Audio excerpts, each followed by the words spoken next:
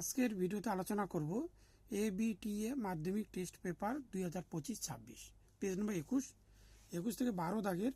এখানে আলোচনা করব হচ্ছে 3 নম্বরটি নিয়ে।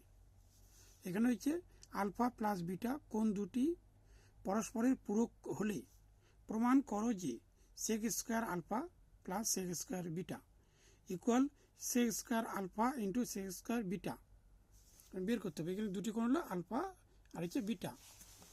তাহলে এখানে লিখতে হবে 12 দাগের 3 নম্বর। তাহলে হচ্ছে alpha plus beta equal 90 degree. তাহলে এখানে হচ্ছে এখানে বের করবো হচ্ছে বিটা, তাহলে বিটা বের করে নিচ্ছি। তাহলে এখানে 90 ডিগ্রি, এখানে প্লাস এই পাশে আনলে মাইনাস আলফা। তাই এখানে লিখতে হবে লেফট হ্যান্ড সাইড। এখানে রয়েছে sec square alpha plus sec square beta. দেখিয়ে দিচ্ছি এখানে sec square alpha plus sec square beta এখানে থাকলো। তাহলে হচ্ছে সেক স্কোয়ার আলফা প্লাস এখানে হচ্ছে সেক স্কোয়ার বিটা। এখানে বিটা হচ্ছে 90 ডিগ্রি মাইনাস আলফা।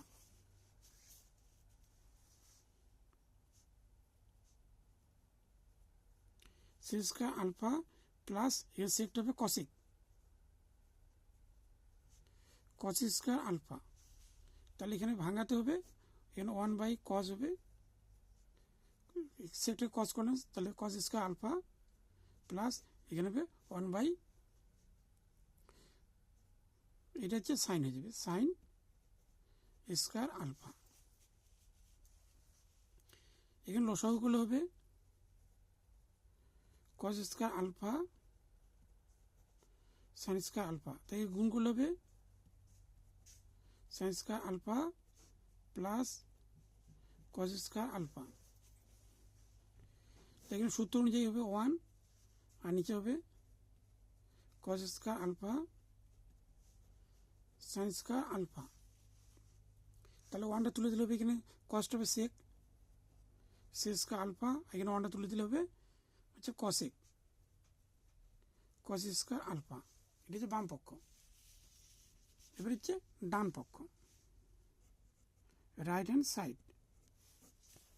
এখানে রয়েছে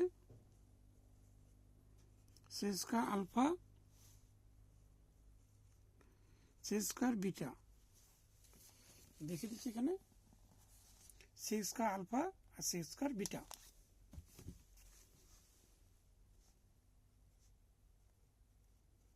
সেক স্কোয়ার আলফা